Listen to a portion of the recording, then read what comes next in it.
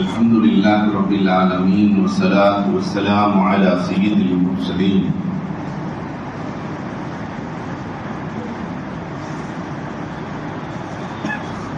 وعلى آله وأصحابه أجمعين. قال الله تعالى في القرآن العظيم والفرقان المجيد بعد أعوذ بالله من الشيطان الرجيم بسم الله الرحمن الرحيم. سبحان الذي أسرى بعبده ليلا من المسجد الحرام إلى المسجد الأقصى وكان النبي صلى الله عليه وسلم طائفة من أمتي يظاهرون على الحق أو كما قال عليه الصلاة والسلام. صدق الله مولانا العظيم وصدق رسوله النبي الكريم ونحن على ذلك من الشاهدين والشاكرين والحمد لله رب العالمين. புகழ் அனைத்தும் அல்லாஹ் ஒருவனுக்கே. சாந்தியும் சமாதானமும் கண்மணி ரசூலுல்லாஹி ஸல்லல்லாஹு அலைஹி வஸல்லம் அவர்களின் மீதும் அவர்களை பின்பற்றிய சஹாபாக்கள், தாபஈன்கள், தபஅ தாபஈன்கள், சுஹதாக்கள், சாலிஹீன்கள், நாதாக்கள், நல்லவர்கள், குறிப்பாக நம் அனைவரின் மீதும் அல்லாஹ்வின் சாந்தியும் சமாதானமும் என்றென்றும் நின்று நிலவட்டுமாக. அல்லாஹ் ரப்பல் ஆலமீன் இந்த பள்ளியில் இமாமாக இருந்த கண்ணியத்திற்குரிய பத்ருத்தீன் ஹஜ்ரத் அவர்களுக்கு ஜன்னத்துல் ஃபிர்தௌஸிலே உயர்ந்த தரஜாவை தந்திடுவானாக என்று துஆ செய்தவனாக, இங்கு வருகை தந்திருக்கிற ஒவ்வொருவரும் ஆயிரம் ஆயிரம் ஆஜாத்துக்களோடு வந்திருக்கிறோம். எல்லோருடைய தேவைகளையும் அல்லாஹ் ரப்பல் ஆலமீன் ஜும்மா முபாரக்கினுடைய பரக்கத்தால் பூர்த்தி செய்தருள்வானாக என்று துஆ செய்தவனாக, இன்றைக்கு இந்த சமூகம் சந்தித்திருக்கிற சவால்கள், இதற்கு நாம் இனிமேல் நம்முடைய வாழ்க்கையில் என்ன செய்ய போகிறோம் என்பது குறித்த ஒரு சின்ன ஆய்வை உங்களோடு நான் பகிர்ந்து கொள்ள ஆசைப்படுகிறேன். இன்றைக்கு உலகளாவிய முறையில் இஸ்லாமியர்கள் ஏதோ ஒரு சிக்கலுக்குள் தள்ளப்பட்டிருக்கிறார்கள்.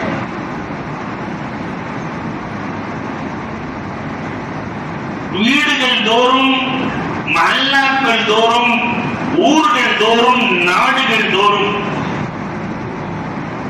யூத சிந்தனைகள் சமூகத்திற்குள் ஊடுருவிவிட்டது. யூத சித்தாந்தம் இல்லாமல் நம்மால் இனிமேல் வாழவே முடியாது. காரணம், ஊடகம் அவன் கையில் இருக்கிறது.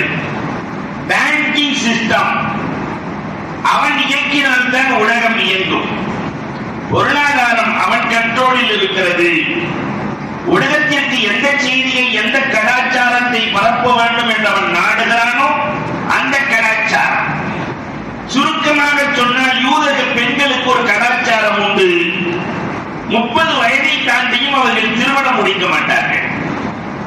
இன்றைக்கு இது நம் பெண்களிடத்திலேயும் ஊடுருவி வருகிறது. திருமணத்தால் நாங்கள் திருமணத்தை முடித்து ஒரு ஆணுக்கு கீழே அடிமைப்பட்டு வாழ்வதை விட திருமணம் முடிக்காமல் சந்தோஷமாக வாழ்வது மேல் என்று சொல்லுகிற கலாச்சாரம் நகர்ப்புறங்களில் நகர்ந்து கொண்டே வருகிறது. உணவு இல்லாமல் வாழ முடியாது. உணவின் கண்ட்ரோல் முழுவதையும் அவன் தன் கைவசம் வைத்திருக்கிறார். ஒரு குட்டி நாடு தானே, குறைந்த மனிதர்கள் தானே என்று நாம் எண்ணுகிற இந்த யூத சக்தி உங்களுக்கும் எனக்கும் தெரியாமல் உங்களிடத்திலேயும் என்னிடத்திலேயும் ஊடுருவி இருக்கிறது என்பதை நாம் உணர்ந்து கொள்ள வேண்டும். இது எப்படி வந்தது, எங்கிருந்து வந்தது, எங்கே போய் முடியும் என்பதைத்தான் உங்களோடு நான் பகிர்ந்து கொள்ள ஆசைப்படுகிறேன். அன்பிற்குரியவர்களே, ஒவ்வொரு மண்ணுக்கும் ஒரு ஆற்றல் இருக்கிறது. பலஸ்தீன மண்ணுக்குத்தான் உலகத்திலேயே அல்லாஹ் ரப்பல் ஆலமீன் மிக பெரும் ஆற்றலை வழங்கி இருக்கிறான். காரணம், எறும்பு பேசியதை கூட அந்த மண்ணில் இருந்த சுலைமான் கேட்டார்கள். குர்ஆன் சொல்லுகிறது, யா அய்யுஹன் உதுகுது மசாக்கினக்கும் லா யஹ்திமன்னக்கும் சுலைமான் வ ஜுனூது, எறும்பு கூட்டங்களே படையோடு வருகிறார். அவருக்கே தெரியாமல் உங்களை மிதித்து நீங்கள் இறக்கக்கூடும், ஒழிந்து கொள்ளுங்கள். அல்லாஹ் என்ன செய்தி சொல்றான்னா, அந்த மண்ணில் இருக்கிற ஆளு எறும்பு பேசுறதையும் கேட்பான்னா, உலகத்தில் எங்கு யார் பேசினாலும் கேட்கும் ஆற்றல் அந்த மண்ணுக்கு உண்டு. நாம இங்கு பேசுவதையும் அங்கே கேட்க முடியும். அந்த மண்ணின் ஆற்றல். இனி வரும் காலத்தில் நாம் என்ன செய்ய போகிறோம் எல்லாம் குறித்து ஒரு தெளிவை பெற வேண்டும் என்பதற்காகத்தான் இந்த இளைஞர்கள் எல்லாம் ஒரு ஆளுமை மிகுந்த தலைப்பை கொடுத்திருக்கிறார்கள். ஏதோ கேரளாவின் ஓரத்தில் இருக்கிறார்கள் என்று நினைத்தால் உலகத்தில் இருக்கக்கூடிய எல்லா பிரச்சனைகளுக்குமான தீர்வை தலைப்பாக வழங்கி இதை பேச வேண்டும் என்று படித்திருக்கிறார்கள். நம் எல்லோருக்கும் அல்லாஹ் ரப்பல் ஆலமீன் விளங்கும் தௌஃபீக்கை தந்திடுவானாக. அன்புக்குரியவர்களே, ஆதம் அலைஹிஸ்ஸலாத்திற்கு பிறகிருந்து நான் தொடர்ந்து வருகிறேன் வரலாற்று தொடர். இது கியாமத் வரை என்ன நடக்கப் போகிறது என்பதை சொல்லி முடிக்க வேண்டும். ஏறத்தாழ 10,000 ஆண்டுகளுக்கு முன்னால் சென்றுவிட்டு இனியும் எத்தனை ஆயிரம் ஆண்டுகள் இருக்கிறதோ தெரியவில்லை. அது முழுவதையும் சேர்த்து பேசுகிற ஒரு பெரிய நீண்ட நெடிய தலைப்பு. அல்ஹம்துலில்லாஹ். ஆதம் அலைஹிஸ்ஸலாத்திற்கு பிறகு சீஸ் அலைஹிஸ்ஸலாம் இந்த உலகத்தின் அரியணையை பெறுகிறார்கள். அவர்தான் நபி. சீஸ் அலைஹிஸ்ஸலாத்திற்கு பிறகு முதலில் உலகத்தில் ஒரு சிட்டியை, ஒரு நகரத்தை, எல்லோரையும் ஒன்று சேர்த்து குடியமர்த்திய ஒரு நபி இருக்கிறார்கள். அவர்கள் தான் இத்ரீஸ் அலைஹிஸ்ஸலாம். உலகத்தில் முதல் ஹுக்கூமத், முதல் சிட்டி, உலகத்திலேயே முதல் நகரம் எது தெரியுமா? பாலக்காடு ஒரு சிட்டி, கோயம்புத்தூர் ஒரு சிட்டி, திருச்சூர் ஒரு சிட்டி. இது போன்று உலகத்தில் முதல் சிட்டியை ஏற்படுத்தியவர்கள் நபியுனா இத்ரீஸ் அலைஹிஸ்ஸலாம். ஒரு அரசாங்கம்.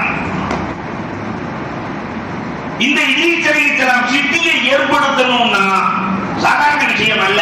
எல்லோரையும் ஒருங்கிணைத்து ஒரு அரசாங்கத்தை ஏற்படுத்துதல், அதற்குள்ளே எல்லா மக்களுக்கும் தேவையான அத்தனை காரியங்களையும் செய்தல், இதெல்லாம் சாதாரண விஷயம் அல்ல. அந்த சிட்டிக்கு பெயர் என்ன தெரியுமா? உலகத்தில் முதல்ல ஏற்படுத்தப்பட்ட சிட்டி ஜெரிகோ. இன்றைக்கு அந்த ஜெரிகோவில் இருக்கிற முஸ்லிம்கள் கையில்லாமல், கால் இல்லாமல், முடமாக, இஸ்லாமிய சமூகம் பார்த்தாலே நெஞ்சம் பதைக்கிறது. ஆனாலும் அவர்கள் ஈமானில் உறுதியாக இருக்கிறார்.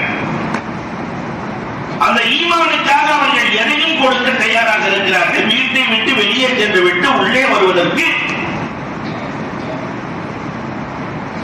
அவர்களுக்கு உத்தரவாதம் கிடையாது. யார் உள்ளே வருவார்கள், யார் வெளியே போவார்கள் என்று தெரியாது. காரணம், இஸ்ரேலின் பிடியில் உலகத்தினுடைய முதல் சிட்டியாக இருக்கிற ஜெரிகோ இருக்கிறது. இத்ரீஸ் அலைஹிஸ்ஸலாத்து வஸலாம் அவர்கள் முதல் சிட்டியை உருவாக்கினார்கள். அது தொடர்ந்து நபியுனா நூஹ் அலைஹிஸ்ஸலாத்து வஸலாம் அவர்கள் ஆட்சிக்கு வருகிறார்கள், பூமிக்கு வருகிறார்கள். நூஹ் அலைஹிஸ்ஸலாத்தினுடைய வரலாறு எல்லாம் நீங்கள் அறிந்த வரலாறுகள் தான். 950 ஆண்டுகள் ஏகத்துவத்தை எடுத்துச் சொல்லியும் ஏற்றவர்கள் வெறும் 80 பேர்கள். அந்த நூஹ் அலைஹிஸ்ஸலாத்தினுடைய மக்களில் ஷாம், ஹாம், யாஃபிஸ், இதில் ஷாமின் குடும்பத்தை சார்ந்தவர்கள் தான் நபியுனா இப்ராஹிம் அலைஹிஸ்ஸலாம், நபியுனா லூத் அலைஹிஸ்ஸலாத்து வஸலாம். இவங்க எல்லாம் ஷாமி வழிவந்தவர்கள். நல்லாட்சி வேண்டும், நல்ல முறையில் நடக்க வேண்டும், அல்லாஹ் ஒருவனை வணங்க வேண்டும் என்பதை எல்லாம் ஏற்று வாழ்ந்தவர்கள் ஷாம் மக்கள். நூஹ் அலைஹிஸ்ஸலாத்துடைய மக்கள். நான் வரலாறை விரித்து சொல்ல ஆசைப்படவில்லை. முதலில் பலஸ்தீனுக்கு சென்ற நபியார், அங்கே பிறந்த நபியார். ஈராக்கிலிருந்து, பாபிலிருந்து முதலில் பலஸ்தீனுக்கு சென்ற நபி இப்ராஹிம் அலைஹிஸ்ஸலாம். நபியுனா இப்ராஹிம் அலைஹிஸ்ஸலாம் பாபிலிருந்து காபா வருகிறார்கள். காபத்துல்லாவிலிருந்து அவர்கள் கனானுக்கு செல்கிறார்கள், பலஸ்தீனுக்கு செல்கிறார்கள். இந்த வரலாறுகளை நாம் பார்க்க வேண்டும். நபியுனா இப்ராஹிம் அலைஹிஸ்ஸலாத்து வஸலாம் அவர்கள் பிறந்த இடம் ஈராக். ஈராக்கினுடைய மன்னன் நம்ரூத் கொடுங்கோல. ஆனால் இப்ராஹிமோ அல்லாஹ்வினுடைய நேசன் கலீல். நேசன் என்றால் இரண்டு பேர்களுக்கு மட்டும்தான் அல்லாஹ் தன்னுடைய முழு ஆதிக்கத்தையும் காட்டினான். உலகத்தில் 1,24,000 நபிமார்கள் தோன்றினாலும் அல்லாஹ்வினுடைய ஆளுமை, அல்லாஹ்வினுடைய வல்லமை, அல்லாஹ்வினுடைய உள்ளமை, அல்லாஹ்வினுடைய ஆற்றல். நமக்கெல்லாம் அல்லாஹ்வை பத்தி என்ன தெரியும்? அல்லாஹ்வை பத்தி கொஞ்சம் சொல்லுங்களேன். 60 வருஷமா 70 வருஷமா நாம மூமினா வாழ்றோம், அல்லாஹ்வை பத்தி சொல்லுங்களேன்னு சொன்னா ஒண்ணும் தெரியாது. அல்லாஹ் அவ்வளவுதான். ஆனா கொஞ்சம் இறங்கி பேசணும்னா அல்லாஹ்வை நம்ம வீட்டுல புரோக்கராத்தான் வச்சிருக்கணும்.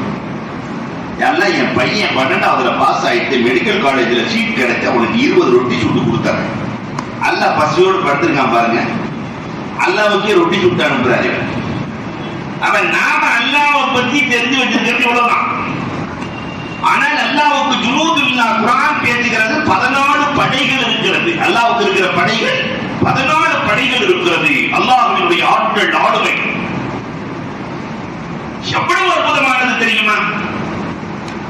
மனுஷனுக்கு என்னெல்லாம் தேவையோ அவன் பார்த்து பார்த்து பார்த்து பார்த்து படைச்சிருக்கிறான் அல்லாஹ். ஆலமரத்துக்கு கீழே ஒருத்தன் படுத்திருப்பான். காய் மேல காலை போட்டு படுத்துட்டு மேல பார்த்தா ஆலமரத்து பழம் எவ்வளவு பெருசு இருக்கும்? யாராவது சொல்லுங்க, எவ்வளவு பெருசு இருக்குமா? ஆலம் பழம் சின்னதா இருக்கும். அவன் நினைக்கிறான் கொடியில பூசணிக்காய் இருக்கிறது, சொரக்காய், பெரிய பெரிய காயெல்லாம் கொடியில் காய்க்கிறது. இவ்வளவு பெரிய மரத்துக்கு இத்தனோடு பழமா? இறைவன் என்று ஒருவன் இருப்பதற்கு சான்ஸே இல்லை என்று எண்ணிக்கொண்டு படுத்திருக்கிறான். கண் உறங்குகிறான். மேலிருந்து ஒரு பழம் நெத்தியில் விடுகிறது. தலை தெரிச்சதை போன்று இருக்கிறது. விழித்து பார்க்கிறான், பழம் தான் தெரிந்திருக்கிறது.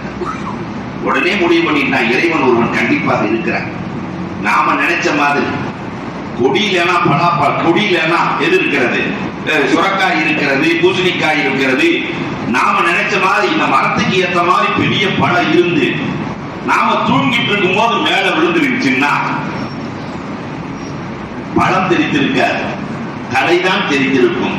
இந்த மரத்திற்கு கீழே மனிதர்கள் படுப்பார்கள் என்று எண்ணிக்கொண்ட ரப்பு, இளைப்பாறுவார்கள் என்று எண்ணிக்கொண்ட ரப்பு தோதுவாக, போதுமா, தோதுவாக. நம்ம ஸ்பீக்கரே நல்ல ஸ்பீக்கர் தான், அல்ஹம்துலில்லாஹ். தோதுவாக ரப்பு சின்ன சின்ன பழங்களை படைத்து வைத்திருக்கிறான். அப்ப அல்லாஹ் எவ்வளவு அழகாக யுக்திகளை கையாண்டு படைத்திருக்கிறார். அந்த அல்லாஹ்வை சொல்வதற்காக இப்ராஹிம் அலைஹிஸ்ஸலாம் மன்னனிடத்திலே சென்றபோது நம்ரூத் மன்னன் கேட்டதை குர்ஆன் பதிவு செய்கிறது. மன்னன் கேட்கிறான், உன் இறைவனுக்கு என்ன ஆற்றல் இருக்கிறது? என் இறைவன் நாடியவர்களை ஹயாத்தாக்குவான், நாடியவர்களை மௌத்தாக்குவான். இப்ராஹிம் அலைஹிஸ்ஸலாம் சொல்ல 2 கைதிகளை அழைத்து வாருங்கள். ஒருத்தனை ஓடுறான், மன்னன் ஓடிட்டான், ஹயாத்தா கிட்ட பத்தியா. இன்னொருத்தனை வாள் எடுத்துட்டு வா, வெட்டி மௌத்தாக்கிட்ட பத்தியா. நாடியவர்களை நானும் ஹயாத்தாக்கி இருக்கிறேன், நானும் மௌத்தாக்கி இருக்கிறேன், நான் தான். இப்ராஹிம் அலைஹிஸ்ஸலாம் சொன்னார்கள், உலகத்தின் முதல் அறிவாளி என் இறைவன் சூரியனை கிழக்கிலே உதயமாக்கி மேற்கிலே மறைய வைக்கிறான். முடிந்தால் ஒரே ஒரு நாள் நீ மேற்கிலே உதயமாக்கி கிழக்கிலே மறையவை என்று சொல்ல குர்ஆன் பேசுகிறது. அந்த மன்னன் வாயடைத்து போனான். அடுத்த கட்டத்துக்கு வரான் மன்னன். உன் இறைவனுக்கு ஆற்றல் இருந்தால் என் படையோடு மோதச் சொல். நம்ரூதுக்கு என்ன படைகள்? காலார் படைகள், யானை படைகள், குதிரை படைகள், ஒட்டகை படைகள், 4 வகை படைகளும் இருக்கிறது. முடிந்தால் ஒரு இறைவனை என் படைகளோடு மோதச் சொல். இப்ராஹிம் அலைஹிஸ்ஸலாம் அல்லாஹ்ட்ட கேட்கிறாங்க, ரப்பே இப்படி கேட்கிறான். அல்லாஹ் சொல்லிட்டான், என் படை இப்பொழுதே ரெடி, அவன் படை எப்பொழுது ரெடி என்று கேள். அல்லாஹ்வின் படை எப்பொழுதும் தயார் தான். நம்ரூதிடத்திலே கேட்க, என் படையை தயார் செய்ய 3 நாட்களா? சரி என்று ஒப்பந்தமாகிறது. 3 நாள். ஒற்றன் வருகிறான், இப்ராஹிம் அலைஹிஸ்ஸலாம் இடத்திலே சொல்லுகிறான், நம்ரூதின் படை தயாராக இருக்கிறது, வாருங்கள். போய் இப்ராஹிம் அலைஹிஸ்ஸலாம் பார்த்த கடல் மாதிரி இருக்கு. ஒரு பக்கம் யானை படைகள், ஒரு பக்கம் குதிரை படைகள், ஒரு பக்கம் ஒட்டகை படைகள், ஒரு பக்கம் காலார் படைகள். இப்ராஹிம் மட்டும் தனியா நிற்கிறார். குர்ஆன் சொல்லுகிறது, இந்த இப்ராஹிம காண உம்மத்தன் காணித்தா, அவர் மட்டும் தனியா நிக்கிறாரு. அல்லாஹ்ட்ட கேட்கிறார், ரப்பே கடல் மாதிரி படை இருக்கிறது, உன் படை கண்ணுக்கே தெரியலையா ரப்பே? அப்பொழுதுதான் அல்லாஹ் திரையை அகற்றினான். ரப்பின் ஆளுமையை கண்டார்கள். உலகத்தில் ரப்பின் ஆளுமையை கண்டவர்கள் மொத்தம் எத்தனை பேர் தான்? 2 பேர். அல்லாஹ்வினுடைய ஆளுமையை கண்டார்கள். அல்லாஹ்வின் படைகளை பார்த்துவிட்டு நம்ரூதின் படையை பார்க்கிறார்கள். மீண்டும் ரப்பின் படையை பார்த்துவிட்டு நம்ரூதின் படையை பார்க்கிறார்கள். மீண்டும் மீண்டும் பார்த்துவிட்டு இப்ராஹிம் அலைஹிஸ்ஸலாம் சொன்னாங்க, அல்லாஹ்வின் படைக்கு முன்னால் நம்ரூத் உன் படை ஜன்னாஹி பகுலான் கொசுவின் இறகு போல் இருக்கிறது. அல்லாஹ்வின் படைக்கு முன்னால் அல்லாஹ் சொல்லிட்டான், என் நபியின் நாவிலே கொசு என்ற வார்த்தை வந்து விட்டது. நல்லோர்களின் வார்த்தைக்கு அவ்வளவு மரியாதை அல்லாஹ்விடத்தில். என் நபியின் நாவில் கொசு என்று வந்துவிட்டது. இந்த 4 படைகளையும் அழிக்க நான் கொசுவை மட்டும் அனுப்புகிறேன் அனுப்புனான். அன்னைக்கு வந்த படை இன்னைக்கு வரைக்கும் போகல. இல்லையா? உங்க ஊர்ல கொசு இல்லையா? நிறைய இருக்கு. அது கும்பகோண கொசு, கூட்டணி கொசு. 100 கொசு வரும். கொசு வரைய 50 கொசு தூக்கி பிடிச்சுக்கும், பாக்கி 50 போய் கடிச்சிட்டு வரும். அல்லாஹ் அக்பர். அல்லாஹ்வினுடைய ஆளுமை. மண்ணிலிருந்து இப்ராஹிம் அலைஹிஸ்ஸலாம் கண்டார்கள். விண்ணிலிருந்து மிஅராஜிலே கண்மணி ரசூலுல்லாஹ் கண்டார்கள். அதனால் தான் இவர்கள் கலீல், அவர்கள் ஹபீப். அல்லாஹ்வின் ஆளுமையை கண்டவர்கள். அப்ப இந்த இப்ராஹிம் அலைஹிஸ்ஸலாம் நம்ரூதிடத்திலிருந்து இன்னி முஹாஜிரும் இலா ரப்பி என்று புறப்படுகிறார்கள். சாரா அம்மாவை கல்யாணம் பண்ணவங்க. இப்ராஹிம் அலைஹிஸ்ஸலாத்திற்கு முதல் மனைவியின் பேர் சாரா. குழந்தைகள் இல்லை. செல்லுகிற வழியில் மன்னன் சொல்லுவான், பாபில் மன்னன் ஒரு வினோத புத்திக்கு சொந்தக்காரன். மனைவி என்று யாராவது சொல்லிவிட்டால் மனைவியை பிடித்து இவன் சந்தோஷம் கொண்டாடுவான். இப்படி ஒரு ஆற்றல் அவனுக்கு. ஒவ்வொரு மன்னனுக்கு ஒருவித கிறுக்கு புத்தி இருக்கும். அதே மாதிரி அந்த மன்னனுடைய கிறுக்கு புத்தி, சகோதரின்னா விட்டுருவான், அம்மானா விட்டுருவான், அக்கானா விட்டுருவான். ஆனா மனைவியில பிடிக்காது. இப்ராஹிம் அலைஹிஸ்ஸலாமும் சாராவும் கைப்பற்றப்படுகிறார்கள். மனைவின்னு சொல்லிட்டா முடிச்சுக்கிற. ஆனா இப்ராஹிம் அலைஹிஸ்ஸலாத்து வஸலாம் அன்னவர்கள் உண்மையிலே சச்சா மகளத்தான், சின்னத்தா மகளத்தான் கல்யாணம் முடிச்சிருந்தாங்க. அதனால சொன்னாங்க, இவர்கள் என்னுடைய சகோதரி. ஆனாலும் சாராவினுடைய அழகு மன்னனை மயக்கியது. சாராவை தொட நினைக்கிற போது மரக்கட்டையை போட்டு மாறிவிடுகிறார். நபியின் மனைவி இல்லையா, தொட முடியுமா? உம்மஹாத்துல் முஃமினீன்கள், நபியின் மனைவிகள், உம்மத்தின் தாய்மார்கள், யார் தொட முடியாது. மீண்டும் தொடர் நினைக்கிறான், மீண்டும் தொடர் நினைக்கிறான், முடியவில்லை. கடைசியில தன் அடிமை ஹாஜராவை அன்பளிப்பு செய்கிறார்.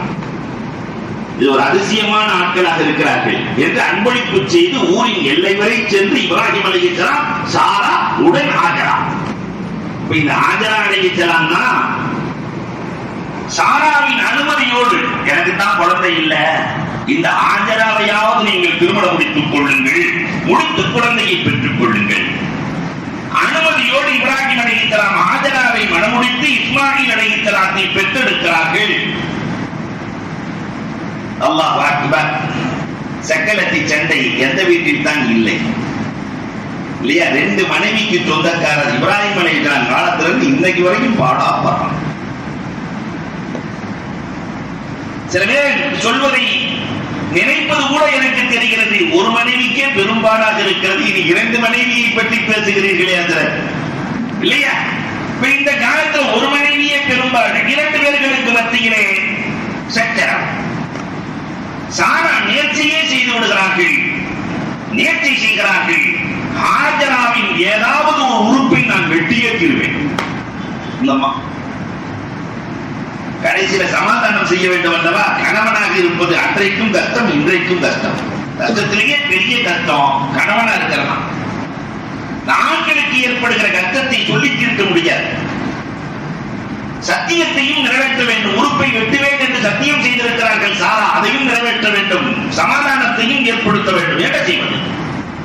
அதனாலதான் முதலில் மூக்கை குத்தியது, காது குத்தியது யாருக்கு என்று சொன்னால் ஹாஜராவுக்கு தான். இந்த மூக்கு குத்துதல், காது குத்துதல் என்ற கலாச்சாரம் யாரின் கலாச்சாரம்? நம்முடைய தாதி ஹாஜராவின் கலாச்சாரம். சாராவின் உறுப்பை சேதப்படுத்தி, இதோ சேதப்படுத்தி விட்டு, நல்லா இருந்த உறுப்பை, நல்லா இருந்த காதை சேதப்படுத்தி விட்டு சத்தியத்தை நிறைவேற்றினார்கள். அதையே அழகு ஆபரணமாகவும் ஆக்கி காட்டிவிட்டார்கள் நபீனா இப்ராஹிம் அலைஹிஸ்ஸலாத்து வஸ்ஸலாம் அன்னவர்கள். அதற்கு பிறகு இஸ்ஹாக் அலைஹிஸ்ஸலாம் என்று சாராவுக்கும் குழந்தை பிறக்கிறது. இங்கேதான் வரலாறு மாறுகிறது. இந்த யூதர்கள் எல்லாம் சாராவின் குலத்தென்றர்கள், இஸ்லாமியர்கள் எல்லாம் ஹாஜராவின் குலத்தென்றர்கள். அடிமையின் மக்கள் உயர்ந்தவர்களா? முகம்மது அடிமையின் மகன், நாங்கள் ஹாஜரா அடிமை. அடிமையின் மகன் இஸ்மாயில் அலைஹிஸ்ஸலாம், அதன் மூலமாக வந்தவர்கள் முகம்மது. முகம்மது என்பவர் எங்களை விட கீழே உள்ளவர் குலத்தாள். நாங்கள் சாரா இஸ்ஹாக் என்று ஒரிஜினல் தாயினுடைய மக்கள், நாங்கள் உயர்ந்தவர்கள் என்ற இந்த பொறாமை தீதான் இன்று வரை கனல் விட்டு இருக்கிறது. நாங்கள் உயர்ந்தவர்கள் யூதர்கள், உலகத்தை ஆட்சி செய்ய பிறந்தவர்கள் யூதர்கள், உலகத்திற்கு எல்லாம் நாங்கள் தான் சொந்தக்காரர்கள் என்று மதமாக காட்டாமல் தங்களை இனமாக காட்டி, யாரும் யூதனா போய் சேர முடியாது, ஒரு நம்ம யூதன் போய் சேர்ந்த முடியாது, நினைச்சா யூதனாக முடியாது, நினைச்சா முஸ்லிம் ஆகலாம். நீங்கள் அடிமையின் வழித்தென்றர்கள், எப்படி வேண்டுமானாலும் மாறுவீர்கள், எங்களால் மாற முடியாது என்று இருமாப்போடு வாழ்பவர்கள் யூதர்கள். அல்லாஹ் அக்பர். இதற்கு பிறகுதான் இப்ராஹிம் அலைஹிஸ்ஸலாம், ஹாஜரா அலைஹிஸ்ஸலாம், இஸ்மாயில் அலைஹிஸ்ஸலாத்தை மக்காவுக்கு கொண்டு வருகிறார்கள். இவர்கள் சிரியா என்பது 5 நாடுகள் சேர்ந்ததுதான் சிரியா இல்லையா? சிரியா இருக்கிறது, ஜோர்டான் இருக்கிறது, பக்கத்திலேயே இஸ்ரேல் இருக்கிறது, பலஸ்தீன் இருக்கிறது, லெபனான் இருக்கிறது, எல்லாம் சேர்ந்ததுதான் சிரியா. அல்லாஹ் அக்பர். ஈராக்கிலே பிறந்த இப்ராஹிம் அலைஹிஸ்ஸலாம் தன்னுடைய மனைவி சாரா அலைஹிஸ்ஸலாத்தோடு போய் பலஸ்தீன் மண்ணிலே தங்குகிறார்கள். கலீல் என்ற இடத்திலே தங்குகிறார்கள். அதற்கு இன்றைக்கு ஹிப்ரூன் என்று சொல்லுகிறார்கள். அங்குதான் அடக்கப்பெறுகிறார்கள் இப்ராஹிம் அலைஹிஸ்ஸலாம். இப்ராஹிம் அலைஹிஸ்ஸலாத்தினுடைய பிள்ளை இஸ்ஹாக் அலைஹிஸ்ஸலாம், சாரா அலைஹிஸ்ஸலாத்தினுடைய மகன் இஸ்ஹாக் அலைஹிஸ்ஸலாம். இந்த இஸ்ஹாக் அலைஹிஸ்ஸலாத்து வஸ்ஸலாம் அன்னவர்கள் ரிஸ்கா என்ற மனைவியோடு இஸ்லாத்திற்கு தேவையான, சமூகத்திற்கு தேவையான நல்லறங்களை செய்கிறார்கள். அவர்களுக்கு ஒரே பிரசவத்தில் 2 குழந்தை பிறக்கிறது. இந்த இஸ்லாமிய வரலாறு ரொம்ப முக்கியம். ஒன்னு யாக்கூப், இன்னொன்னு யூசுப். ஒரே பிரசவத்தில் 2 குழந்தை பிறக்குது. முதல் பிறந்த குழந்தை ஃபர்ஸ்ட் பிள்ளையா, இரண்டாவது பிறந்த குழந்தை ஃபர்ஸ்ட் பிள்ளையா? ஒரு பிரசவத்தில் 2 குழந்தை பிறந்தா எது ஃபர்ஸ்ட் பிள்ளை? நீங்க தான் சொல்லணும். முதல்ல பிறக்கிறதல்ல, இரண்டாவது பிறக்கிறதா ஃபர்ஸ்ட் பிள்ளை. அதனால யாக்கூப் அலைஹிஸ்ஸலாம் ஈசு முதலில் பிறந்தார்கள். யாக்கூப் பின்னால் பிறந்ததால் அவங்களுக்கு பேர் என்ன பேர் வைக்கப்பட்டுச்சு? யாக்கூப் என்றால் பின்னால் பிறந்தவர் என்று பொருள். அல்லாஹ் அக்பர். இந்த 2 பேர்களையும் யாக்கூப் அலைஹிஸ்ஸலாத்து வஸ்ஸலாம் அன்னவர்கள் இஸ்ஹாக் அலைஹிஸ்ஸலாம் 2 பேர்களையும் அழைக்கிறார்கள், யாக்கூபையும் ஈசு. இஸ்ஹாக் அலைஹிஸ்ஸலாம் துஆ செஞ்சாங்க, யா அல்லாஹ் இந்த 2 பேர்களுக்குமே முத்துக்களை தருவாயா, எங்களது சொத்துக்களாக முத்துக்களை தருவாயாக. அல்லாஹ் சொன்னா, ஈசுவின் மூலமாக யாரெல்லாம் பிறக்கிறார்களோ அவர்களெல்லாம் உலகத்தை ஆடுகிற மன்னர்களாக இருப்பார்கள். யாக்கூபின் மூலமாக யாரெல்லாம் பிறக்கிறார்களோ அவர்கள் எல்லாம் நபிமார்களாக இருப்பார்கள் என்று துஆ செய்தார்கள். அல்லாஹ் அந்த துஆவை கபூல் செய்தான். அதனால யாக்கூப் அலைஹிஸ்ஸலாத்துடைய பிள்ளைகள் எல்லாம் யாரு? நிறைய பிள்ளைகள் நபிமார்கள். நபினா யாக்கூப் அலைஹிஸ்ஸலாத்துக்கு இன்னொரு பெயர், காரணம் எப்பொழுதுமே அல்லாஹ்வை இபாதத் செய்து கொண்டே இருந்த காரணத்தினால் யாக்கூப் அலைஹிஸ்ஸலாத்துக்கு பேர் இஸ்ராயீல். இஸ்ரா என்று சொன்னால் அடிமை என்ற அர்த்தம், ஈல் என்று சொன்னால் அல்லாஹ் என்ற அர்த்தம். இப்ராஹிம் அல்லாஹ்வின் அடிமை. யாக்கூப் அலைஹிஸ்ஸலாத்துக்கு இன்னொரு பேர் இஸ்ராயீல். யா பனி இஸ்ராயீல் அதுகுரு நிஅமத்தி அல்லதி அன்அம்து அலைக்கும். அல்லாஹ் குர்ஆனிலே பேசுகிறார். பனு இஸ்ராயீல் பனு இஸ்ராயீல் பனு இஸ்ராயீல் என்றால் யார் அவர்கள்? யாக்கூப் அலைஹிஸ்ஸலாத்துக்கு பேர் தான் இஸ்ராயீல். யாக்கூப் அலைஹிஸ்ஸலாத்துக்கு 12 பிள்ளைகள் இருந்தார்கள். அவர்களுக்கு பேர் தான் பனு இஸ்ராயீல். அந்த 12 பிள்ளைகளில் 2 பேர் நல்லவன், பாக்கி எல்லாம் கெட்டவன். யூசுப் அலைஹிஸ்ஸலாமோ புன்யாமீன், ஒரு தாய்க்கு பிறந்தவர்கள். அப்பயே அந்த பொதுவாகவே அந்த குலத்திற்கு ஒரு பழக்கம் உண்டு. நபிமார்களை கொள்ளுதல், சூறையாடுதல், வட்டியை உலகிற்கு அறிமுகப்படுத்துதல், கெட்ட காரியங்களை துணிந்து செய்துவிட்டு பெருமை கொண்டாடுதல். கொலை செஞ்சுட்டு நான் கொண்டுட்டேன் பெருமையா இருப்பான், வட்டி வாங்கிட்டேன் பெருமை காட்டுமா. இதெல்லாம் யாரின் பழக்கம்? யாக்கூப் அலைஹிஸ்ஸலாத்துடைய 2 மக்களை தவிர எல்லாத்தையுமே அந்த பழக்கம் இருந்துச்சு. அல்லாஹ் அக்பர். நபியுனா யாக்கூப் அலைஹிஸ்ஸலாம் கொஞ்ச நேரம் அல்லாஹ்வை மறந்ததுனால ஒரு பெரிய தண்டனை கேட்கிறாங்க. போய் நாம குழந்தை வளர்க்கும் போது அல்லாஹ்வை நினைக்காம இருந்தா எவ்வளவு கஷ்டம் வருங்கிறதுக்கு இது ஒரு அழகான பாடம். ஆனா இன்னைக்கு குழந்தை வளர்ப்பிலே நாம் ரொம்பவும் அக்கறையற்றவர்களாக இருக்கிறோம். நம் வீடுகளில் இருக்கிற குழந்தைகளை பெரும்பாலும் தொலைக்காட்சியும் செல்போனும் தான் வளர்க்கிறது. சாப்பிடணும்னு சொன்னதை இடம் கொடுத்துடணும், பிள்ளை கையில கொடுத்துட்டு அந்த பிள்ளை பார்த்துக்கிட்டே இருக்குது. அது உண்மையிலேயே ருசித்து சாப்பிடுகிறதா தெரியாது, பார்த்துக்கிட்டே இருக்கும், வாயில ஊட்டிக்கிட்டே இருக்கும். சில வீடுகள்ல அம்மாவும் ஒரு போனை வச்சு பார்த்துட்டு வாய்க்கு பாருங்க மூக்கணும். இது நம்முடைய சமூகத்தில் நடக்கிற கொடுமைகள். குழந்தைகள் இருக்கிற கலாச்சாரம் சரியில்லை. யாக்கூப் அலைஹிஸ்ஸலாத்துல வந்து கேட்கிறாங்க, இந்த யூசுஃபை கூட்டிட்டு போறோம், ஆளுமைக்கு அழைத்து செல்கிறோம், இதெல்லாம் குர்ஆன் சொல்லுகிற செய்தி. அப்ப யாக்கூப் அலைஹிஸ்ஸலாம் ஃபீ அமானில்லான்னு ஒரு வார்த்தை சொல்லி இருந்தா அல்லாஹ் பாதுகாத்திருப்பான். அவங்க என்ன சொல்லிட்டாங்க? நாம சொன்ன மாதிரி இன்னி அகாபா யாக்குல முத்தியா ஓனாய் சாப்பிட்டுன்னு பயப்படுறேன்னா, ஓனாய் சாப்பிட்டுன்னு அல்லாஹ் பாதுகாப்பான்னு சொல்லி அனுப்பிச்சா. வீட்டிலிருந்து பிள்ளைகளை பள்ளிக்கு அனுப்புகிறோம், வீட்டிலிருந்து பிள்ளைகளை வேலைக்கு அனுப்புகிறோம். அனுப்புகிற போது நான் சொல்ல வேண்டியது ஃபீ அமானில்லா, அல்லாஹ்வின் பாதுகாப்பில் சென்று விட்டு வா. ஃபீ அமானில்லா, அந்த பிள்ளைகளுக்கு பாதுகாக்கிற பொறுப்பை அல்லாஹ் எடுத்துக் கொள்கிறான். அழகான பாடம் பெருமானார் ஸல்லல்லாஹு அலைஹி வஸல்லம் இந்த உம்மத்துக்கு சொல்லிக் கொடுக்கிறாங்க. ஃபீ அமானில்லா சொல்லித்தான் பிள்ளைகளை அனுப்பணும்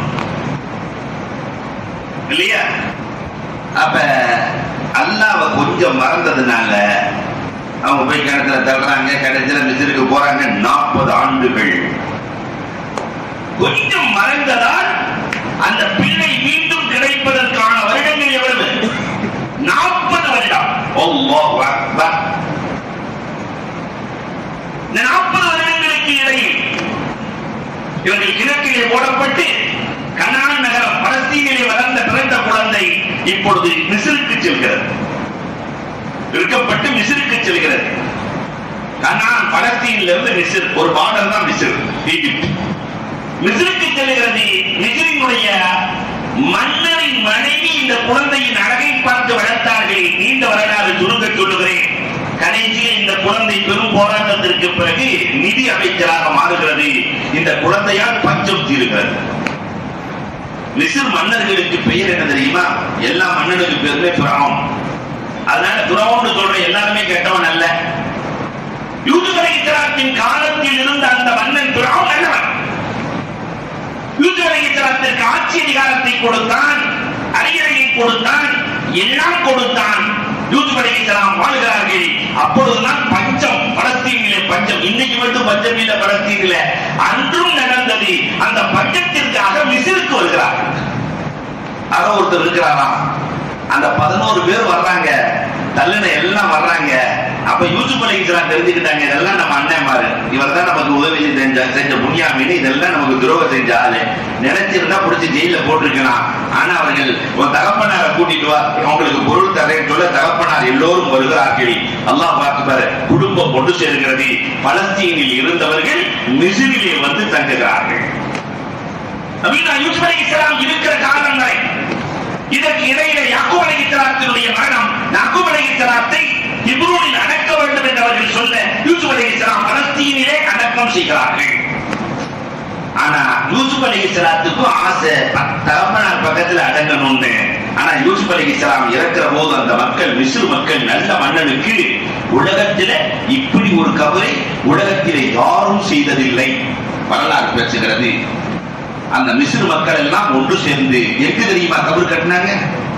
யூசுப் அலைஹிஸ்ஸலாத்துக்கு கபர் எங்க கட்டினாங்க? நைல் நதியின் நடுவில். நைல் நதியின் நடுவில், உலகத்திலே ஆற்றிலே கபறு கட்டிய வரலாறு யூசுப் அலைஹிஸ்ஸலாத்துக்கு மட்டும் சொந்தமான கட்டி அடக்கம் செய்கிறார்கள். நீண்ட காலம் 200 ஆண்டுகள், ஏறத்தாழ 150 ஆண்டுகள் என்று வரலாற்று ஆசிரியர்கள் எழுதுகிறார்கள். யூசுப் அலைஹிஸ்ஸலாத்துக்கு பிறகுதான் அந்த 12 பேர் இருக்காங்களா இல்லையா, யாக்கூப் அலைஹிஸ்ஸலாத்துடைய பிள்ளைகள், அந்த 12 பேர்த்துல ஒரு ஆளு பேரு யஹூதா. அந்த 12 பேர்த்திலுமே ரொம்ப கொடுமைக்கார அந்த ஆள் தான். அந்த ஆணின் பிள்ளைகளைத்தான் யூதர்கள் என்று அழைக்கிறார்கள். அந்த யூதர்களை திருத்துவதற்காக வேண்டித்தான் அல்லாஹ் முதலில் யூதர்களை சரி செய்வதற்காக உலகத்திற்கு அனுப்பிய நபியின் பெயர் மூசா. நம்ம யூதம் எங்க இருந்து வருதுன்னு பாக்குறீங்கல்ல. மூசா அலைஹிஸ்ஸலாத்து வஸலாம், மூசா அலைஹிஸ்ஸலாத்தை சும்மா விட்டானுங்களா? உலகத்தில் ரொம்ப வேகமான நபி, அல்லாஹ்விடத்திலேயே பேசிய நபி, அல்லாஹ்வையே சிக்கல்ல மாட்ட நபி யாரு? மூசா அலைஹிஸ்ஸலாம். எந்த நபி அல்லாஹ்ட்ட கேள்வி கேட்க மாட்டாங்க. ஆனா மூசா அலைஹிஸ்ஸலாம் மட்டும் அல்லாஹ் நீ ஏன்டா தூங்குறதே இல்லைங்கிறாங்க. அல்ல நபி நீ ஏன்டா தூங்குறதே இல்லை. அல்லாஹ் மூசா அப்படியா, ஒரு பாட்டில் எடுத்து நில்லுன்னா, பாட்டில கையில எடுத்து நின்று எவ்வளவு நேரம் நிக்க முடியும்? ஒரு நாள், 2 நாள், 3 நாள், 72 மணி நேரம் மூசா அலைஹிஸ்ஸலாம் நின்று லேட்டா ஒரு ஆட்டம், கையில இருந்த பாட்டில் கீழே விழுந்து உடைஞ்சிருச்சு. அல்லாஹ் கேட்டா மூசா கையில் இருந்த பாட்டில் எங்கே? அல்லாஹ் லேட்டா ஒரு ஆட்டம் கீழே விழுந்து உடைஞ்சிருச்சு. அல்லாஹ் சொல்லுவான், உலகம் என்ற பாட்டிலை என் கையில் வைத்திருக்கிறேனே, நான் உறங்கினால் உலகம் உடைந்து போறா? நல்ல அற்புதமான விளக்கம். இன்னொரு கொஸ்டின் இருக்கு. என்ன மூசா கேட்க போற? சொர்க்கத்தை படைத்தாய், ஓகே, நரகத்தை என்னடா படைத்தாய்? உன்னுடைய ஸ்டேட்டஸுக்கு நரகம் தேவையா? எல்லாம் நீ படைத்த படைப்புகள் தானே, எதுக்கு நரகம்? மூசா மீண்டும் என்னையே சோதிக்கிறாயா? கோதுமைகளை பயிர் செய்து வீட்டிலே மூட்டை மூட்டையாக வை. கோதுமைகளை எல்லாம் பயிர் செய்து மூட்டை மூட்டையா அடுக்க வச்சுட்டாங்க. நல்லா கேட்டா, நான் சொன்ன மாதிரி செஞ்சியா? செஞ்சுட்டே இருந்தேன். அந்த பதறுகள், சருகுகள், இந்த நெல்லு சருகு இருக்குமா இல்லையா, அதே மாதிரி கோதுமை சருகுகளை என்ன செய்தாய்? அதெல்லாம் வீட்டுல வைக்க முடியுமா? குப்பையில போட்டு இருந்தேன். அல்லாஹ் சொன்னா, நானும் மனிதர்களில் சில பதர்கள் இருக்கிறார்கள். தொழுனா தொழுக மாட்டான், நோன்பு நோன்பு வைக்க மாட்டான், பெற்றோரை கவனினா கவனிக்க மாட்டான், குடும்பத்தை கவனினா கவனிக்க மாட்டான். அந்த பதர்களை எல்லாம் நான் சொர்க்கத்தில் வைக்க முடியுமா? அதற்குத்தான் நான் நரகத்தை படைத்திருக்கிறேன். அல்லாஹ் அற்புதமான விளக்கம். என்ன ஒரே ஒரு கொஸ்டின் இருப்பேன், என்ன மூசா கேட்க போகிற? அது கொஞ்சம் சிக்கலான கொஸ்டின் இருப்பேன். அப்படி என்ன மூசா கேட்க போகிற? உனக்கு கோபத்தை ஏற்படுத்தும் கேள் மூசா, அவன் உள்ளத்தை அறிந்தவர்கள். ஒரே ஒரு நாள் அல்லாஹ், நான் அல்லாஹ்வா இருந்து நீ மூசாவா இருந்தா என்னிடத்தில் என்ன கேட்பான்? அல்லாஹ் ரப்பல் ஆலமீன் சொல்லுவான், அப்படி இருந்தால் மூசா உன்னிடத்தில் நான் ஆரோக்கியத்தை கேட்பேன். அவன் மூசா அலைஹிஸ்ஸலாம் சாதாரண ஆள் இல்ல,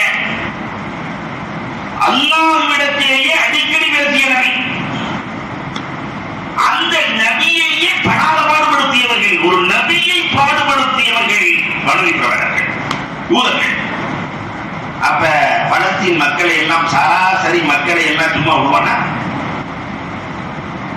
இன்றைக்கு இருக்கிற பலஸ்தீன் ரத்த பூமி இன்று அல்ல, உலகம் தோன்றியதிலிருந்து இன்று வரை ரத்த ஆறுகள் ஓடிக்கொண்டே இருக்கிற பூமி. பல மன்னர்கள், பல ஆட்சிகள் அத்தனையும் கண்ட பூமி அந்த பூமி. எல்லாரும் பிரிட்டன் முடிச்சா, அதுக்கு முன்னாடி பிரான்ஸ் முடிச்சா, யூனான் முடிச்சா, உலகத்தில் இருக்கிற எல்லோரும் அந்த பூமியை தொட்டார்கள். எல்லோரையும் பார்த்த பூமி இன்றைக்கு அன்புக்குரியவர்களே இஸ்ரேல் தோட்டாக்களை பார்த்துக் கொண்டிருக்கிறது. நபியுல்லா மூசா அலைஹிஸ்ஸலாத்து வஸ்ஸலாம் அவர்கள் பலஸ்தீனை வெற்றி கொள்வதற்காக பெரும் போராட்டம், வரலாறுகள் நான் ரொம்ப சுருங்க சொல்கிறேன், பெரும் போராட்டத்திற்கு பிறகு 40 ஆண்டுகளுக்கு பிறகு பலஸ்தீன் பூமியை பிடிக்கிறார்கள், நல்லாட்சியை கொடுக்கிறார்கள். மூசா அலைஹிஸ்ஸலாத்துக்கு பிறகு அவர்களின் வழித்தோன்றல் யூஷா அலைஹிஸ்ஸலாம். இந்த யூஷா அலைஹிஸ்ஸலாம் ஆட்சியில திரும்பவும் வட்டி தொழிலை ஆரம்பிச்சிருக்கிறார். 1,00,000 பேர் அல்லாஹ் சும்மா விடல. வரலாறுகள் பேசுகிறது, அதே பூமியை அல்லாஹ் புரட்டி எடுத்தான். 40,000 பேர் நல்லவனா இருக்கிறான், 60,000 பேர் கெட்டவனா போயிட்டான். அல்லாஹ் பூமியை புரட்ட உத்தரவிட்டு விட்டான். யூசா அலைஹிஸ்ஸலாம் கேட்கிறாங்க,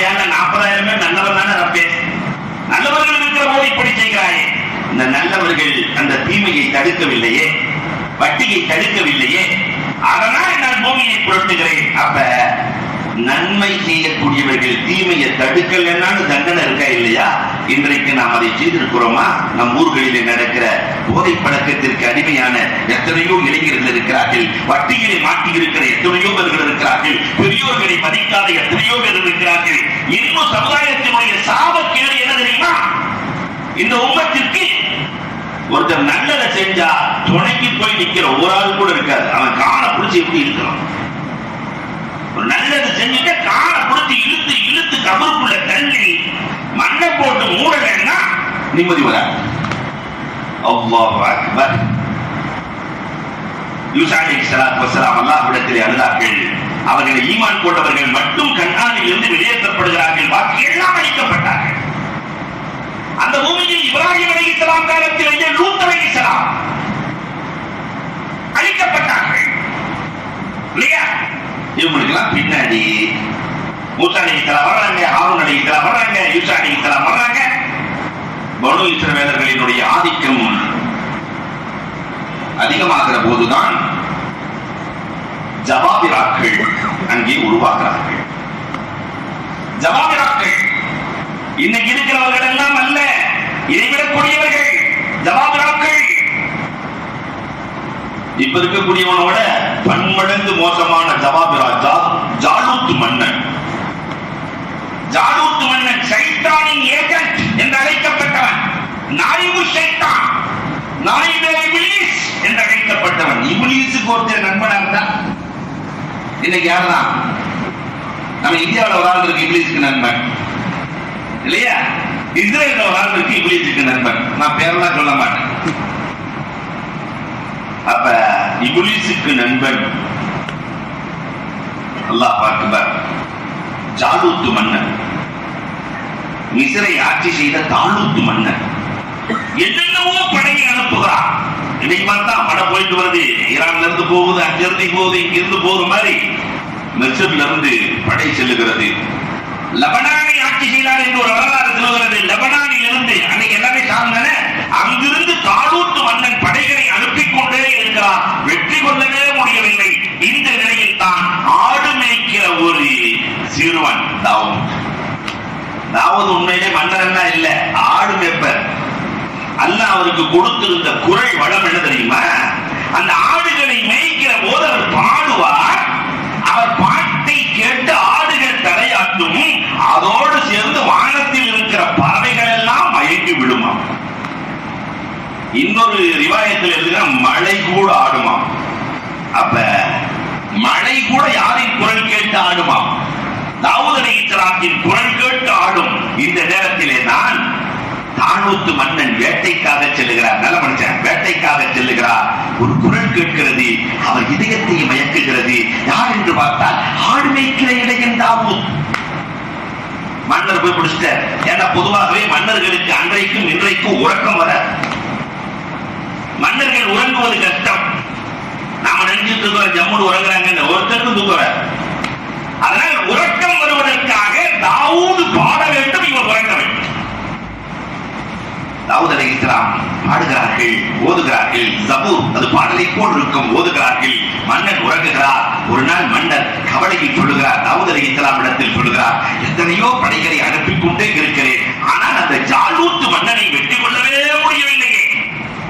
நான் அறிவிப்பு செய்ய போகிறேன், யாராவது அந்த ஜாலூத் மன்னனை வெற்றி கொண்டார் என் மகளை மனமுடித்து வைக்கிறேன், நாட்டில் பாதையை தருகிறேன் என்று அறிவிப்பு செய்ய போகிறேன். அப்ப தாவூத் சொன்னாங்கன்னா, நான் போய் வெற்றி கொண்டு வரட்டுமா? யாரு சொல்றாரு? யாரு? ஆடு மேய்க்கிற இடையன். தாலூத் சிரிக்கிறார், மன்னர் சிரிக்கிறார். நீயா?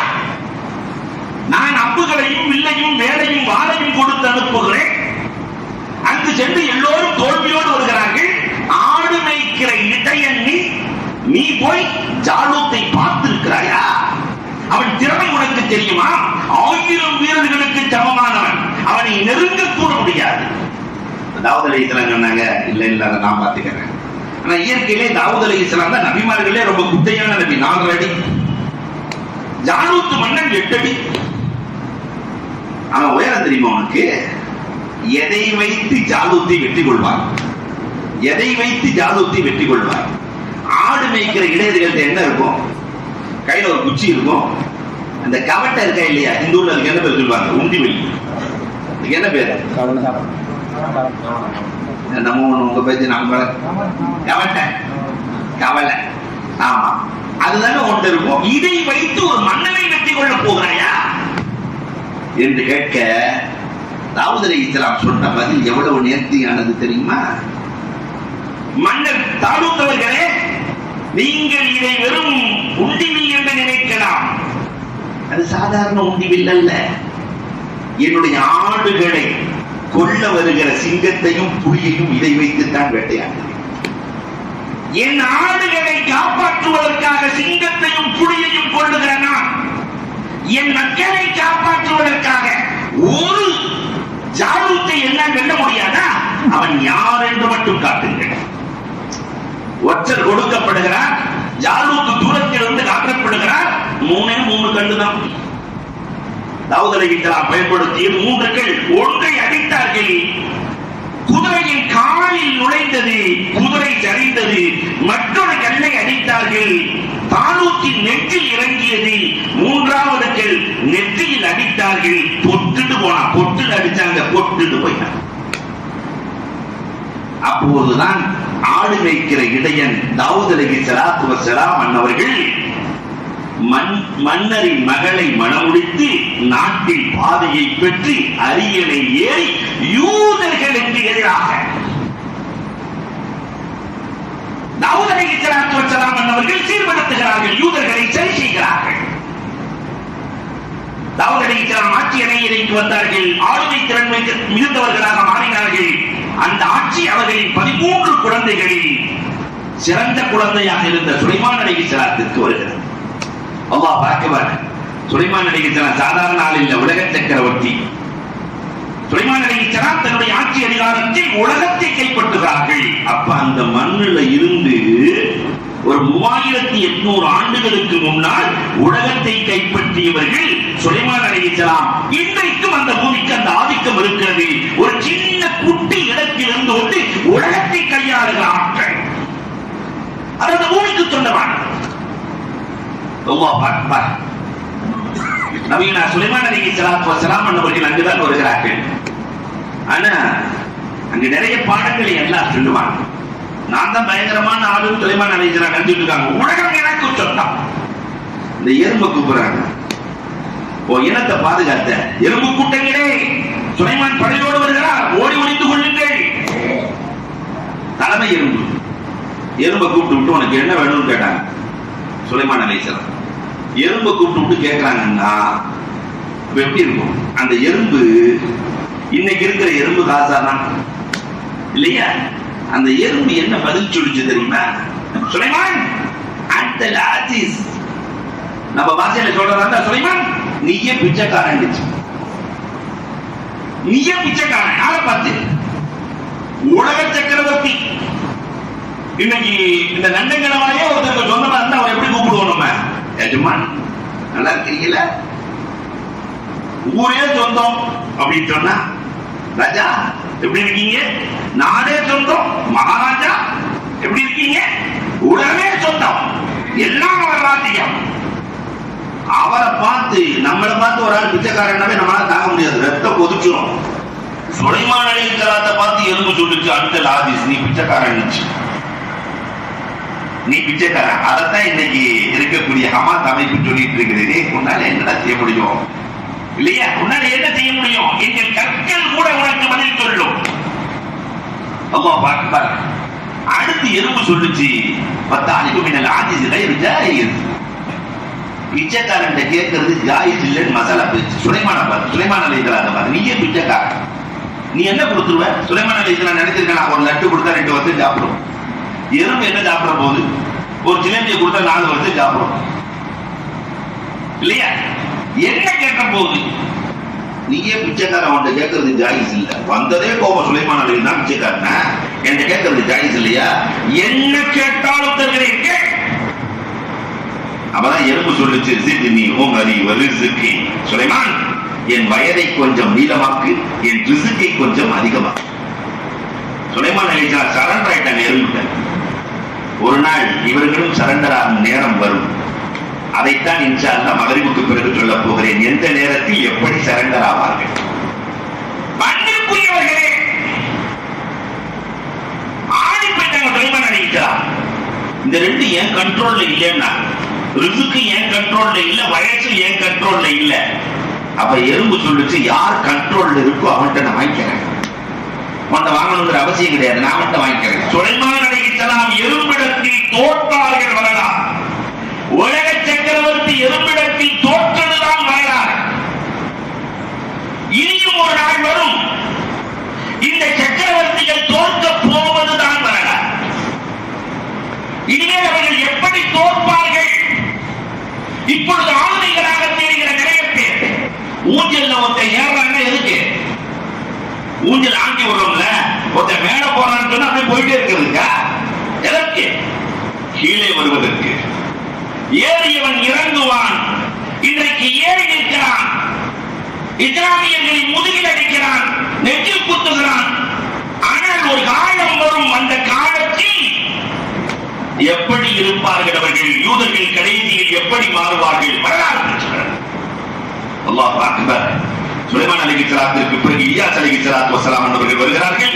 அலியஸ் அலைஹிஸ்ஸலாத்து வஸ்ஸலாம் அந்த பூமியிலேயே பிறந்து வருகிறார்கள். அங்கேயே பிறந்தவர்கள் பைத்துல் லஹம், அதனுடைய ஹாதிமாக இருந்தவர்கள் ஜக்கரியா அலைஹிஸ்ஸலாம். ஜக்கரியா அலைஹிஸ்ஸலாத்தை அந்த யூதர்கள் எப்படி கொன்றார்கள்? எவ்வளவு சூழ்ச்சி செய்து கொண்டார்கள்? மரத்திடத்திலே போய் உதவி இருக்கிறார்கள். அந்த ஊரில் இருக்கிற மரம் கூட மாட்டி கொடுத்து, அவ்வளவு அங்க இருக்கக்கூடிய எல்லாம் மோசாட். இன்றைக்கு அன்றே எல்லாம் உழவாய்கள். அந்த மண்ணே உழவுமை. மரத்துக்குள்ள போய் உறங்கி மரம் மூடியது, கொஞ்சம் தலப்பா மட்டும் வெளியே தெரிஞ்சு அந்த மரத்தையே அறுத்து 2 துண்டாக மாற்றி போட்டார்கள். ஜக்கரியா அலைஹிஸ்ஸலாம் இறந்தார்கள். அவர்களுக்கு முன்னால் அவர்களின் மகன் எலியா அலைஹிஸ்ஸலாத்தை துடிக்க துடிக்க துடிக்க துடிக்க சிறு வயதிலேயே கொன்று குவித்த பாவிகள் யூதர்கள். சாதாரண இல்ல. அதற்கு பிறகு அவர்களை சரி செய்வதற்காக ஈசா அலைஹிஸ்ஸலாம் வந்தார்கள். ஈசா அலைஹிஸ்ஸலாத்தையும் கொல்வதற்காக, ஹவாரியீன்களையும் கொல்வதற்காக வருகிறார்கள். ஈசா அலைஹிஸ்ஸலாம் ஒரு வீட்டுக்குள்ளே ஓடி ஒளிகிறார்கள். அல்லாஹ் ரப்பல் ஆலமீன் உயர்த்தி கொண்டான். அல்லாஹ் உயர்த்தி கொண்டான். அவர்களை போன்ற ஒரு தோற்றமுள்ள மனிதனை உருவாக்கினான். அவர்களை கொன்றுவிட்டு நாங்கள் ஈசாவை கொன்றுவிட்டோம். வேறு மதங்கள் இல்லை. யூத மதம் ஒன்றுதான் உலகத்தில், வேறு மதங்கள் இல்லை. நாங்கள் தான் உயர்ந்தவர்கள் என்று மாறுதட்டினார்கள். அதற்கு பிறகுதான் பெருமானார் ஸல்லல்லாஹு அலைஹி வஸல்லம் அவர்கள் வருகிறார்கள். இந்த யூத சக்தியை எப்படி ஒழித்தார்கள், கியாமத் வரை அவர்கள் எப்படி இருப்பார்கள், எப்படி ஒழிவார்கள் என்பதை குறித்து இன்ஷா அல்லாஹ் இரவு பார்க்கலாம். அல்லாஹ் ரப்பல் ஆலமீன் பலஸ்தீன் காசா மக்களுக்கு என்றைக்கும் துணை நிற்கிறான், துணை நிற்பான். ஈமானிய சக்தி எவ்வளவு உயர்ந்தது என்பது குறித்து காணலாம். அல்லாஹ் ரப்பல் ஆலமீன் நம் அனைவருக்கும் கேட்டதின்படி அமல் செய்கிற தௌஃபீக்கை நல்கிடுவானாக. வாகுரு தஅவானா